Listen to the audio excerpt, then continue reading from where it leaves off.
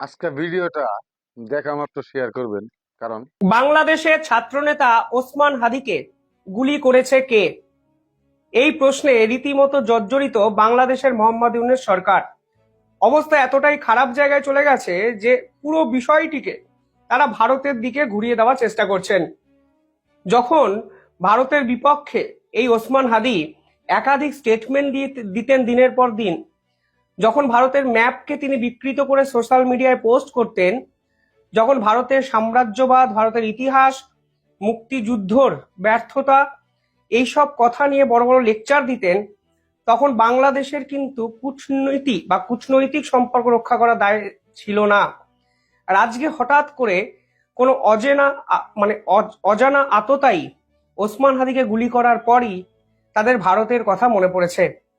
পুরো বিষয়টা বাংলাদেশে এই মুহূর্তে বৃহত্তর চক্রান্ত হিসাবে গণ্য হচ্ছে, কারণ ওসমান হাদিকে যারা হত্যা করেছেন তারা কোথাও না কোথাও বাংলাদেশের বর্তমান নির্বাচন পিছিয়ে দিতে চাইছেন, এই দাবিও কিন্তু বিভিন্ন মাধ্যম থেকে করা হচ্ছে। কালকে জামাতের পক্ষ থেকে পরিষ্কার বলা হয়েছে, যদি ওসমান হাদিকে যিনি গুলি করেছেন তাকে শাস্তি দেওয়া না হয় তাহলে এই মুহূর্তে নির্বাচন করার প্রয়োজন নেই। অর্থাৎ যারাই বিপদে পড়েছে ঠিক তখনই নয় ভারত, নয় নির্বাচন, এই সকল বিষয়গুলোকে টার্গেট করে মাটি আঁকড়ে বাঁচার একটা চেষ্টা করছে। তাহলে ওসমান হাদি ভারতের বিপক্ষে এত স্টেটমেন্ট কিভাবে দিলেন?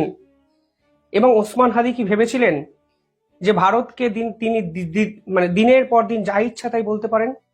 ভারতের ম্যাপকে বিকৃত করার সাহস তাকে কে দিল? ভারতের সাম্রাজ্যবাদ, ভারতের ইতিহাস, ভারতের সরকার, এই সকল বিষয়গুলোকে নিয়ে অ্যাগ্রেসিভ অ্যাটিচিউড প্রদর্শন করার ক্ষমতা তাকে কে দিল?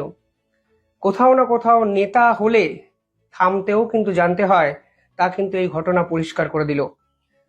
বাংলাদেশের এই সরকারের আসার পর ত্রিপুরাতে একটি বন্যা বিপর্যয় যখন পরিস্থিতি তৈরি হয়েছিল, তখন থেকে বাংলাদেশের এই ছাত্রনেতারা ভারতকে টার্গেট করতে শুরু করে।